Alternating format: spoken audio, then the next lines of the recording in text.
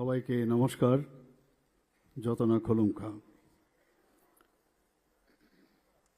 আজকে রবীন্দ্র শতবার্ষিকী ভবনে হল নম্বর 1-এ যে বিজেপি নেতৃত্বাধীন জোট সরকারের যে দ্বিতীয় বর্ষপূর্তি উৎসব, সেই উপলক্ষে আমাদের মাঝে মঞ্চে উপস্থিত আছেন ত্রিপুরা সরকারের মাননীয় মন্ত্রী শ্রী রতনলাল নাথ মহোদয়, উপস্থিত ত্রিপুরা সরকারের মাননীয় মন্ত্রী শ্রী প্রণজিৎ সিংহ রায় মহোদয়, শ্রীমতী শান্তনা চাকমা মহোদয়া, শ্রী সুশান্ত চৌধুরী মহোদয়, শ্রী টিঙ্কু রায় মহোদয়, শ্রী বিকাশ দেববর্মা, শ্রী শুক্লা চরণ নতেয়া, শ্রী অনিমেষ দেববর্মা এবং আমাদের মাঝে উপস্থিত আছেন আমাদের রাজ্যসভার মাননীয় সাংসদ শ্রী রাজীব ভট্টাচার্য মহোদয় এবং মাননীয়া শ্রীমতী কৃতি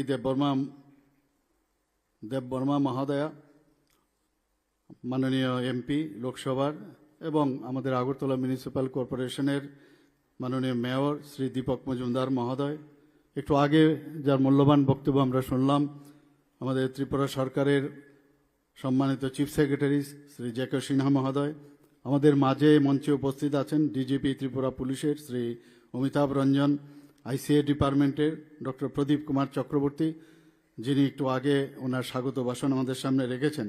আমাদের মাঝে উপস্থিত আছেন সিনিয়র অফিসিয়ালস এবং অন্যান্য যারা আদার অফিসিয়ালসরা উপস্থিত আছেন। এখানে উপস্থিত আছেন মাননীয় বিধায়ক বিধায়িকাগণ, এমডিসি এবং কর্পোরেটরবৃন্দ এবং যারা চেয়ারম্যান পিএসইউরা যারা উপস্থিত আছেন এবং বিভিন্ন স্তরের যারা ইলেক্টেড রিপ্রেজেন্টেটিভ এবং বিশিষ্ট ব্যক্তিবৃন্দ এবং মিডিয়া বন্ধুরা, সবাইকে আজকে এখানে উপস্থিত থাকার জন্য হার্দিক অভিনন্দন ও শুভেচ্ছা জানাচ্ছি। এখানে আমার পূর্ববর্তী বক্তা আমাদের সম্মানিত চিফ সেক্রেটারি মহোদয় বিস্তারিত আলোচনা রেখেছেন আমাদের সরকারের এই গত 2 বছরে আমরা কি কি করলাম, পুরো বিষয়ে উনি আলোচনা রেখেছেন।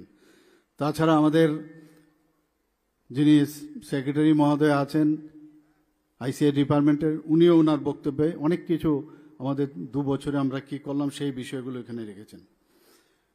আমরা যে বিজেপি নেতৃত্বাধীন আইপিএফটি এবং ত্রিপুরা দলের যে বর্তমান রাজ্য সরকার, তার যে দ্বিতীয় বর্ষ পূর্তি উপলক্ষে সর্বপ্রথম আমি রাজ্যের সকল অংশের জনগণ এবং শুভনার্থী এবং সমর্থক কর্মী এবং কার্যকর্তাদের সকলকে আমি হার্দিক অভিনন্দন ও শুভেচ্ছা জানাতে চাই। বন্ধুগণ, রাজ্যে যারা কর্মরত সরকারের কর্মচারী সহ যারা এখানে উপস্থিত আছেন বা যারা উপস্থিত হননি, তাদেরকেও আমি সমস্ত রাজ্য প্রশাসনের সকল স্তরের আধিকারিক, কর্মচারী বন্ধু এবং আরক্ষা প্রশাসনকেও আমি আন্তরিক শুভেচ্ছা জ্ঞাপন করছি। মাতা ত্রিপুরা সুন্দরীর আশীর্বাদে এবং সকলের যে কোঅপারেশন, যে কারণে এই বিজেপি নেতৃত্বাধীন যে দ্বিতীয় জোট সরকারের যে দ্বিতীয় বছরটি আমরা সাফল্যের সাথে আজকে যে এখানে উদযাপন করছি, এটা আমাদের রাজ্যের মানুষের এটা আকাঙ্ক্ষার প্রতিফলন আমি বলতে চাই। 2023 সালে যেভাবে অবাধ, সুষ্ঠু ও শান্তিপূর্ণ নির্বাচনের মধ্য দিয়ে আমরা রাজ্যের বিপুল অংশের জনগণ দ্বিতীয়বারের জন্য মাননীয় প্রধানমন্ত্রী নরেন্দ্র মোদীজির উপর আস্থা রেখে আমাদের এই বিজেপি নেতৃত্বাধীন জোট সরকারকে পুনরায় রাজ্য পরিচালনার জন্য দায়িত্ব অর্পণ করেছেন। আমরা সবাই জানি যে বিরোধীরা অনেক সময় এই বিষয়ে কটূক্তি করেন, যেখানে ইলেকশন হয়নি, যখন হেরে যান তখন এইগুলো কথাগুলো ওনারা সবসময় বলেন। আমরা সবাই জানি, এখনও বলছেন বিভিন্ন জায়গায় গিয়ে। তো নিন্দুকেরা বলবেই, কিন্তু আমাদের কথা হচ্ছে আমরা ঠিকভাবে কাজ করতে পারছি কিনা। এবং আমাদের নির্বাচন কমিশন যখন ইলেকশন হয় তখন নির্বাচন কমিশনকে ধন্যবাদ দেন, হেরে গেলে আবার নির্বাচন কমিশনকে ওরা উল্টোপাল্টা কথাবার্তা বলেন। সেগুলো আমরা শুনতে শুনতে এখন অভ্যস্ত হয়েছি। বহুদিনের পুরনো যে এই রাজনৈতিক পরিবেশ, তার থেকে কিন্তু আমরা বেরিয়ে আসছি। দেশের মাননীয় প্রধানমন্ত্রী নরেন্দ্র মোদীজির যে দূরদর্শী নেতৃত্ব এবং দেশকে গঠন করার যে ওনার স্বপ্ন, সেটা আবার আমাদের ত্রিপুরার সমস্ত মানুষ আবার আমাদের এই রাজ্যকে ভারতীয় জনতা পার্টির নেতৃত্বাধীন সরকারে আবার প্রতিষ্ঠিত করার ওনারা আমাদের উপর আস্থা রেখেছেন। আমি এর জন্য ওনাদেরকে আবার পুনর্বার আমি ওনাদেরকে ধন্যবাদ এবং শুভেচ্ছা জানাতে চাই। আমাদের উন্নয়নকে আমরা অগ্রাধিকার দেই, সব জায়গায় উন্নয়ন আমরা যেখানে যাই আপনারা দেখেছেন যে চারিদিকে এখন উন্নয়নের যোগ্য যেটাকে বলে, আগে আমরা শুনতাম কিন্তু মানে প্র্যাকটিক্যালি কিন্তু উন্নয়ন আমরা দেখতে পাইনি। কিন্তু আমাদের সরকারে আমরা দেখতে পাচ্ছি, যা বলছি আমাদের মাননীয় প্রধানমন্ত্রীজি উন্নয়ন সম্পর্কে সবসময় কথা বলেন, আমরাও সেই দিশায় আমাদের সরকার সেই উন্নয়ন যেকে সামনে রেখে এটাই হচ্ছে আমাদের মূল লক্ষ্য, সেইভাবে আমরা কাজ করছি। মাননীয় প্রধানমন্ত্রীজি বারবার বলছেন অ্যাক্ট ইস্ট পলিসি, এবং উনি বারবার বলছেন যতক্ষণ ধরে নর্থ ইস্ট ডেভেলপ না হবে ততক্ষণ ধরে ভারত কোনোদিন ডেভেলপ হবে না, এবং সেটা যেমন বলা সেমনি কিন্তু কাজ। আজকে অ্যাক্ট ইস্ট পলিসির কারণে আমরা মাননীয় প্রধানমন্ত্রী যে হীরা মডেল আমাদের দিয়েছেন, সেই কারণে সমস্ত নর্থ ইস্ট আর ত্রিপুরাতেও বিভিন্ন ধরনের উন্নয়নের যোগ্য আমরা দেখতে পাচ্ছি এবং পরিলক্ষিত হচ্ছে। এখানে একটু আগে আমাদের চিফ সেক্রেটারি মহোদয় বলেছেন যে ত্রিপুরাতে অর্থনৈতিক দিক দিয়ে তো উন্নতি হচ্ছেই, তার সবচেয়ে বড় উদাহরণ হচ্ছে আমাদের জিডিপি। সারা ভারতবর্ষের মধ্যে পার্সেন্টেজের দিক দিয়ে যদি বলা হয়, এবার কিন্তু আমরা সর্বোচ্চ স্থানে আমরা লাভ করেছি। মানুষের ক্রয় ক্ষমতাও বেড়েছে, আইন শৃঙ্খলার উন্নয়ন হয়েছে, এবং ইনফ্রাস্ট্রাকচার ডেভেলপমেন্ট যাকে বলে সমস্ত জায়গায় আমরা গত বাজেটেও ইনফ্রাস্ট্রাকচার ডেভেলপমেন্টে প্রায় 27,800 কোটি আমরা রেখেছিলাম, সেই জায়গায় প্রায় 7,000 কোটি টাকা আমরা ইনফ্রাস্ট্রাকচার ডেভেলপমেন্টের জন্য রেখেছি। বন্ধুগণ, 2017-18 যে অর্থবর্ষ, সেখানে মানুষের মাথা পিছু আয় ছিল বার্ষিক 1,440,000 টাকা, আর বর্তমানে এই 2023-24 অর্থ বছরে 1,77,723 টাকা হয়েছে। এতে করে বোঝা যায় মানুষের যে আর্থিক যে কথাটা আমি বললাম, মানুষের ক্রয় ক্ষমতা, সেটা কিন্তু এর থেকেই বোঝা যায় এই ক্রয় ক্ষমতা বেড়েছে। বন্ধুগণ, 2023-14 অর্থ বছরে যে জিএসডিপি অর্থাৎ গ্রস স্টেট ডোমেস্টিক প্রোডাক্ট ছিল মাত্র 25.58 হাজার কোটি টাকা, সেটা বৃদ্ধি পেয়ে 2023-24 হয়েছে 82.82 হাজার কোটি টাকা। তাহলে আপনারা বুঝতে পারছেন আমাদের সরকার ঠিক দিশায় চলছে। আমাদের মাননীয় প্রধানমন্ত্রীজির যে আমাদের মার্গদর্শন দিয়েছেন, সেইভাবে কিন্তু আমরা উন্নয়ন করে চলছি। এখানে ত্রিপুরা দ্রুত উন্নয়নের দিকে যাচ্ছে, এবং সেই কারণে সাস্টেনেবল ডেভেলপমেন্ট গোল যেটা এসডিজি বলা হয়, ত্রিপুরার টপ পারফর্মার রাজ্য ছিল, সেখান থেকে এখন ফ্রন্ট রানার স্টেট হিসাবে এগিয়ে যাচ্ছে। বন্ধুগণ, উন্নয়ন শুধু আমরা বিল্ডিং বানালাম, একটা হল বানালাম সেটা না, উন্নয়ন হচ্ছে মানুষের যে জীবনযাত্রার উন্নয়ন, পাশাপাশি যেখানে আমাদের যাতায়াতের যে যোগাযোগ ব্যবস্থার উন্নয়ন, কমিউনিকেশনের উন্নয়ন, শিক্ষা ও স্বাস্থ্যসেবার উন্নয়ন, প্রসার, কর্মসংস্থানের সুযোগ সৃষ্টি করা, আর আইন শৃঙ্খলার উন্নতি সাধন। তবেই গিয়ে আমরা বলবো যে উন্নয়ন ত্রিপুরাতে হয়েছে। এবং এখানে যে কথাগুলো আমি বললাম, সব দিকেই কিন্তু আমাদের প্যারামিটার এখন উচ্চ স্থান লাভ করেছে। এবং উন্নয়ন শুধুমাত্র একটা গ্রাম বা একটা পার্টিকুলার একটা শহরে হতে পারে না। আমরা চাই সমস্ত পাড়া, সমস্ত মহল্লায়, সমস্ত শহরে, গ্রাম এবং শহরে সব জায়গায় যেন উন্নয়ন হয়, এবং সেই দিকে আমাদের ত্রিপুরা সরকার কাজ করছে। মাননীয় প্রধানমন্ত্রীজির যে 2047 যে বিকশিত ভারতের স্বপ্ন উনি আমাদের বলছেন, এবং সেই দিশেও ত্রিপুরাও সেই দিকে কাজ করছেন। পরিকাঠামো, ইনফ্রাস্ট্রাকচারের দিকে আমরা দীর্ঘস্থায়ী একটা লক্ষ্য আমরা রেখেছি, সেইভাবে আমরা ত্রিপুরা সরকার কাজ করে চলছে।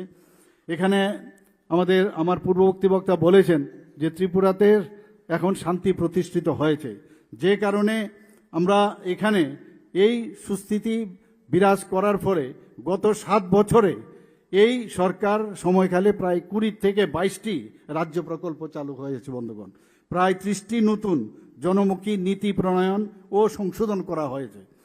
গত 7 বছরে রাজ্য সরকার জনজীবনের সার্বিক উন্নতি, পরিকাঠামোর উন্নয়ন, আবাসন, স্বাস্থ্য সুরক্ষা, শিক্ষা ও অর্থনৈতিক যে অগ্রগতি, তার উপর আমরা আলোকপাত করেছি, এবং সেটা কিন্তু আমরা করতেও পেরেছি। কেন্দ্রীয় সরকারের বিভিন্ন যেসব ফ্ল্যাগশিপ কর্মসূচি আছে, প্রধানমন্ত্রী আবাস যোজনায় হোক, পিএম কিষাণ সম্মান নিধি হোক, পিএম উজ্জ্বলা যোজনায় হোক, আয়ুষ্মান ভারত মতো উল্লেখযোগ্য কর্মসূচিগুলোর সফল আমরা বাস্তবায়ন করতে পেরেছি।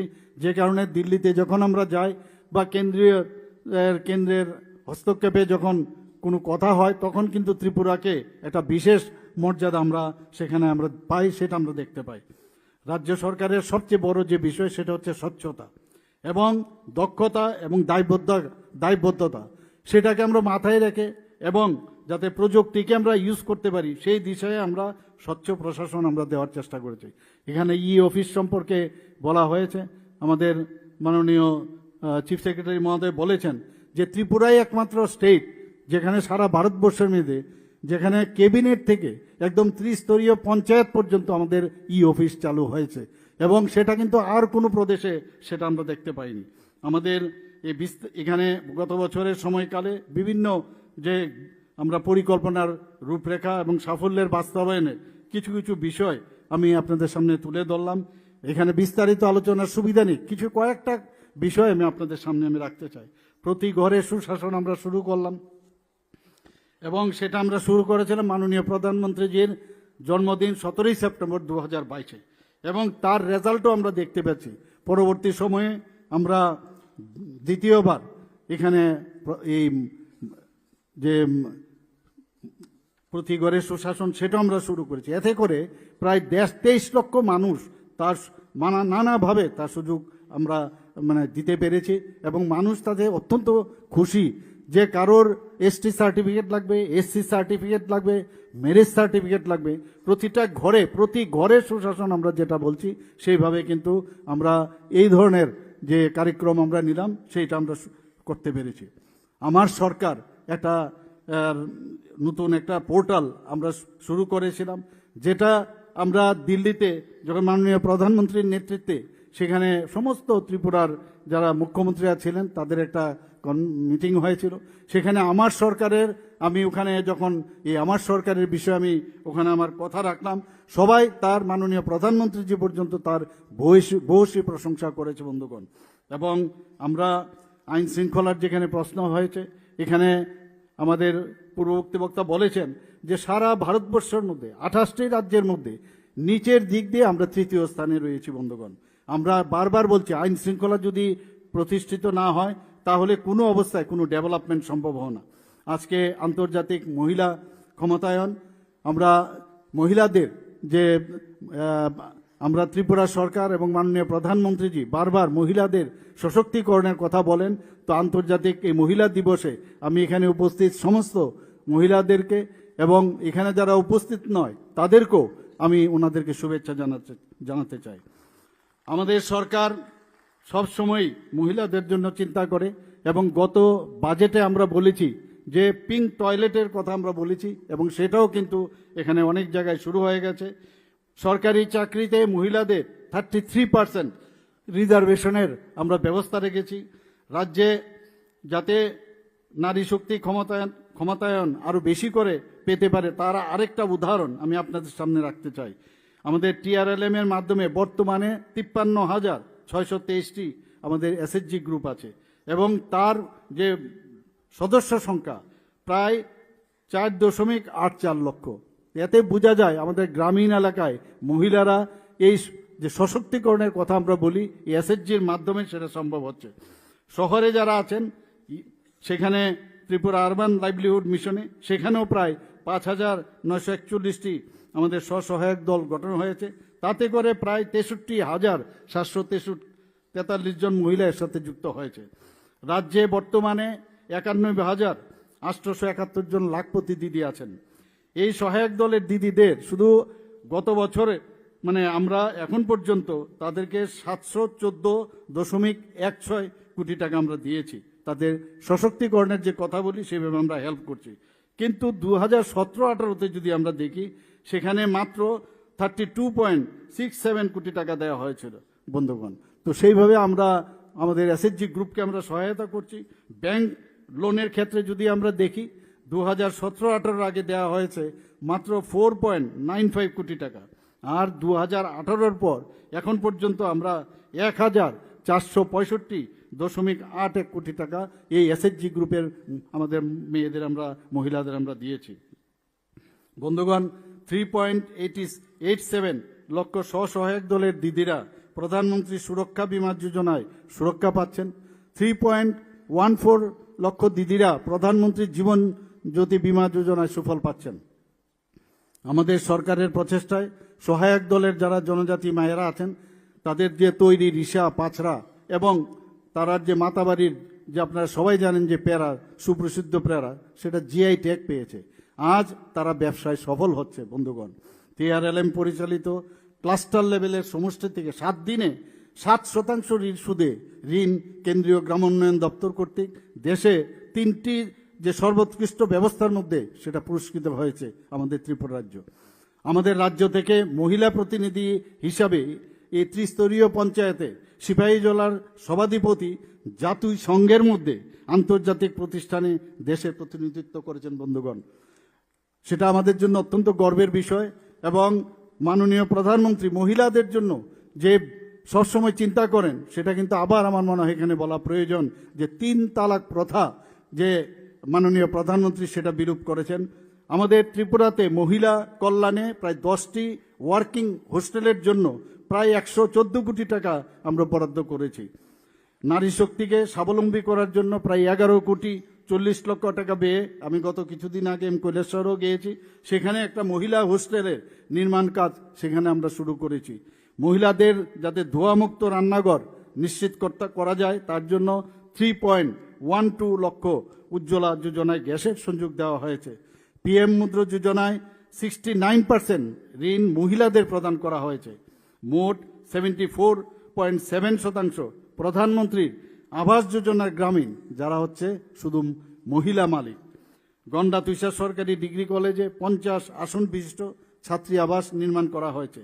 রাজ্য সরকার স্নাতক ও স্নাতকোত্তর পাঠরত ছাত্রীদের যে আমি গত বছর আমি ভাইফোঁটার সময় সেটা আমি ডিক্লেয়ার করেছিলাম যে তাদের ভর্তি ফিস, কলেজ উন্নয়ন ফিস এবং পরীক্ষা সংক্রান্ত ফি সমস্ত আমরা মকুব করেছি। আপনারা সবাই জানেন যে 9ম শ্রেণীতে প্রায় 1 লক্ষ যারা পাঠরত ছাত্রীরা আছেন তাদেরকে 1,22,509 জন ছাত্রীকে বিনামূল্যে সাইকেল বিতরণ করা হয়েছে। আমরা ইতিমধ্যে মুখ্যমন্ত্রী কন্যা আত্মনির্ভর যোজনা নামে একটি প্রকল্প চালু করেছি, যার মূল লক্ষ্য হচ্ছে বিনামূল্যে স্কুটি প্রদানের মধ্য দিয়ে যারা উচ্চ শিক্ষায় যাবে তাদের ওইসব মেয়েদের উৎসাহিত করা। ISDS প্রকল্পে প্রায় 3,16,000 শিশু এবং কুশন কর্মসূচিতে 36,251 জন মহিলা নথিভুক্ত সশক্তিকরণ করার জন্য এখানে মহিলাদের স্বনির্ভরতার মাধ্যমে কর্মসংস্থানের লক্ষ্যে সরকারি যে স্টল বন্টন হয় সেখানে 50% আমাদের মহিলাদের জন্য রাখা হয়েছে। আপনারা সবাই জানেন, এর আগেও কয়েকবার আমি বলেছি, জমি ক্রয়ের মহিলাদের স্ট্যাম্প ডিউটি 1% হ্রাস করা হয়েছে যাতে মহিলারা বেশি করে তাদের যে জমির যে মালিকানা সেটা তারা আরও বেশি করে পেতে পারে। NCRBর যে সর্বশেষ যে রিপোর্ট আমার কাছে আছে সেখানে দেখা যায় 28টি রাজ্যের মধ্যে ত্রিপুরার স্থান সর্বনিম্ন দিক দিয়ে 8ম স্থানে এবং আমাদের যে law and order as a whole সব যে প্যারামিটার আছে তার মধ্যে আমরা নিচের দিক দিয়ে 3য় স্থানে। আমি বারবার সব জায়গায় এই কথাটা আমি বলি। ইতিমধ্যে মহিলাদের সুরক্ষার জন্য আমাদের রাজ্যে 9টি মহিলা থানা আমরা করেছি এবং সেই মহিলা থানাগুলো মহিলার দ্বারা পরিচালিত হচ্ছে এবং আমাদের ওয়েস্ট ডিস্ট্রিক্টে আমাদের 2টো আছে আর বাকি 7টা ডিস্ট্রিক্টে 7টা মহিলা থানা আমরা চালু করেছি। মহিলাদের সুরক্ষার প্রশ্নে আমরা হেল্পলাইন চালু করেছি। এখানে যদি মহিলা ও শিশুদের উন্নয়নে রাজ্য সরকার অনেক প্রকল্প আমরা এখানে করেছি। আপনারা বিজেপি নেতৃত্বাধীন জোট সরকার যখন আমরা ক্ষমতাসীন হই 2 দফায় আমরা সামাজিক ভাতার পরিমাণ প্রায় 3 গুণ আমরা বৃদ্ধি করেছি।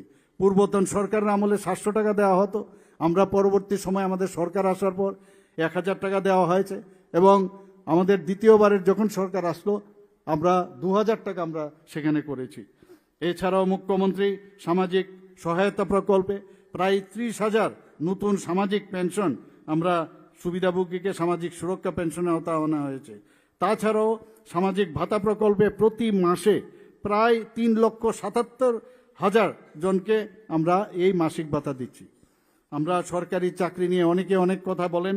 আমরা রাজ্য সরকারের যে নীতি, ঘোষিত নীতি, বেকারদের সরকারি চাকরি প্রদান, পাশাপাশি কর্মসংস্থানের লক্ষ্যে বিভিন্ন উদ্যোগ এখনও অব্যাহত রয়েছে।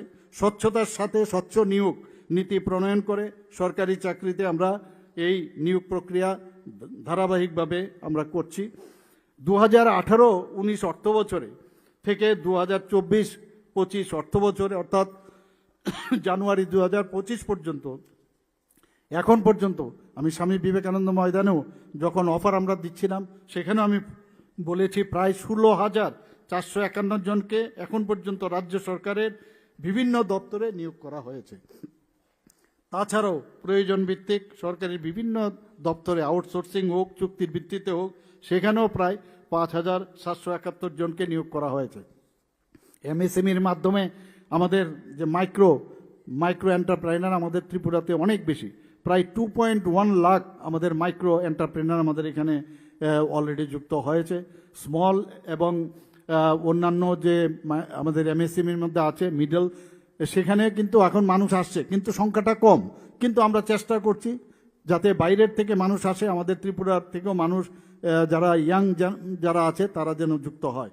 আমাদের সিকিউরিটি গার্ড এবং অন্যান্য পরিষেবার ক্ষেত্রেও বিভিন্ন এজেন্সি প্রায় 2,987 জনকে সরকারি এবং বেসরকারি বিভিন্ন প্রতিষ্ঠানের নিয়োগ করা হয়েছে। ত্রিপুরা ইন্ডাস্ট্রিয়াল ডেভেলপমেন্ট কর্পোরেশন গত 3 বছরে রাজ্যে 1,617টি এমপ্লয়মেন্ট জেনারেশন করেছে। ভারত সরকারের যে ministry of statistics and programme implementation periodic labour force survey এর যে রিপোর্ট, সেই অনুযায়ী আমরা দেখেছি বেকারত্বের হার জাতীয় গড়ের থেকেও কম এই ত্রিপুরা রাজ্যে। রাজ্যের বেকারত্বের হার আগের থেকে অনেকটা কিন্তু কমেছে। 2023-24 সালে রাজ্যের গড় হচ্ছে 1.7% এবং জাতীয় গড় কত 3.2%। কাজেই এতে প্রমাণ করে যে ত্রিপুরাতে কাজের সুযোগ কিন্তু অনেক বেশি বৃদ্ধি পেয়েছে। স্বাস্থ্যের কথা যদি বলি, এখানে আপনারা জানেন যে অলরেডি প্রায় 9টার মতো সুপার স্পেশালিটি ডিপার্টমেন্ট ত্রিপুরাতে আমরা এজিএমসিতে খুলেছি। এখানে আমরা 4টে মেডিকেল কলেজ, ডেন্টাল সহ এখানে আমরা তার ব্যবস্থা আমরা করেছি। প্রায় 463 জন ছাত্রছাত্রীর পড়াশোনার সুযোগ ঘটেছে এখানে। কিডনি প্রতিস্থাপন থেকে আরম্ভ করে হার্টের যে জটিল অস্ত্রোপচার এই রাজ্যেই সাফল্যের সঙ্গে সম্পন্ন হচ্ছে। পিএম জন আরোগ্য যোজনায় যারা বাদ পড়েছেন তাদের জন্য মুখ্যমন্ত্রীর জন আরোগ্য যোজনা 2023-এ আমরা চালু করেছি। মুখ্যমন্ত্রীর জন আরোগ্য যোজনা এখন পর্যন্ত প্রায় 4,30,000 উপরে চিকিৎসার যে সহায়তা আমরা দিতে পেরেছি। আমরা এখানে স্নাতকোত্তর স্তরে আসন সংখ্যা জিবির মধ্যে আমাদের আগে স্পেশালিস্টের সংখ্যা ছিল মাত্র 25, সেটাকে আমরা বাড়িয়ে এখন 79 আমরা করতে পেরেছি। আগরতলা গভর্নমেন্ট ডেন্টাল কলেজে বিডিএস কোর্সে মাত্র আগে 50 আসন ছিল, সেটাকে আমরা আরও বাড়িয়ে এখন 63 আসন করেছি। কেন্দ্রীয় সরকার রাজ্যে প্রায় 839 কিলোমিটার জাতীয় সড়ক যে কাজ, সেই নির্মাণ কাজ এখন চলছে এবং ইন প্রিন্সিপাল আরও 6টা জাতীয় সড়কের কথা আমাদের দিল্লি থেকে আমাদের বলেছেন। এবং আপনারা শুনে খুশি হবেন যে পঞ্চায়েত দপ্তর গ্রামোন্নয়নের 2024 সালে 60টি জাতীয় পুরস্কার পেয়ে ঐতিহাসিক মাইল ফলক অর্জন করেছে। এই সাফল্য শুধুমাত্র রাজ্যের সুশাসন ও উন্নয়নের প্রতিফলন নয়, এটা একমাত্র সম্ভব হয়েছে সবাই মিলে এই সরকারকে আমরা সাহায্য করছি। সবার কারণেই এই যে রেজাল্ট আমরা 60টি জাতীয় পুরস্কার আমরা পেয়েছি, সেটা সবে এই যে মাইল ফলক অর্জন করেছি সেটা সম্ভব হয়েছে। আমাদের এই ত্রিপুরাতে মহিলা বান্ধব পঞ্চায়েতে প্রথম এবং দরিদ্রমুক্ত শিশু বান্ধব পর্যাপ্ত জল পঞ্চায়েতের ক্ষেত্রে ত্রিপুরা 3য় স্থান পেয়েছে। গোমতী জেলা আপনারা শুনলে নিশ্চয়ই জেনেছেন আপনারা যে শ্রেষ্ঠ জেলার শিরোপা পেয়েছে এবং অমরপুর ব্লক জাতীয় স্তরে ইন্টারমিডিয়া ক্যাটাগরিতে 2য় স্থান অর্জন করেছে। প্রাণী সম্পদ বিকাশে 11 কোটি টাকা ব্যয়ে রাজ্যের মুখ্যমন্ত্রী প্রাণী সম্পদ বিকাশ যোজনা চালু করা হয়েছে। এখানে সরকারি কর্মচারীরা বেশিরভাগ আছেন। আপনারা সবাই জানেন যে 7ম পে কমিশন, আগে সরকার 7ম পে কমিশন দিতে অনীহা ছিল। আমাদের আন্দোলনের ফলে আমরা যখন বিরোধীতে ছিলাম তারপরে দিতে বাধ্য হয়েছে, সেখানেও কিন্তু সেখানে কম দেওয়া হয়েছিল, কিন্তু আমরা এসে আমাদের সরকার যখন আসলো সেখানে 2.57 ফ্যাক্টর ফিক্সেশন সেটাখানে আমরা দিয়েছি। 2022 থেকে এখন পর্যন্ত সরকারি কর্মচারীদের যে স্টেপ বাই স্টেপ মহার্ঘ ভাতা আমরা দিয়েছি। 2022 সালে প্রথম 5%, এবং তারপর 12%, 2024 সালে আরও 5%, তারপর আরও 5% মহার্ঘ ভাতা আমরা দিয়েছি। এর আগে খালি প্রসেশন করো, তারপরে যদি ডিএ দেয়, কিন্তু আমরা প্রসেশন করার আগেই কিন্তু আমরা ডিএ দিয়েছি। এর আগেও আমরা করোনাকালীন সময়ও 3% ডিএ আমরা এই সরকার আসার পর দিয়েছে। মোট আমরা 30% ডিএ আমাদের সরকার এই কর্মচারীদের জন্য দিয়েছে। আগামী দিনেও আমরা আশা করছি যে যে ডিফারেন্সটা আছে যেটা কমানো যায় সেই চিন্তা ভাবনা আমাদের মাথার মধ্যে আছে। প্রমোশন নিয়ে অনেক সমস্যা হচ্ছিল, এই সরকার আসার পর আমরা অ্যাডহক বেসিসে আমরা প্রমোশন চালু করেছি। আরেকটা বিষয় যেটা আমরা প্রায়ই দেখতাম যে কমিউনিস্টদের আমলে চাঁদাবাজি, সরকারি কর্মচারীদের চাঁদার সবসময় চাঁদার একটা জুলুম থাকতো, সেটা কিন্তু এখন আর দেখা যায় না। আমরা রাজনৈতিক যে প্রতিহিংসামূলক যে বদলি সেটাও কিন্তু আমরা বন্ধ করেছি।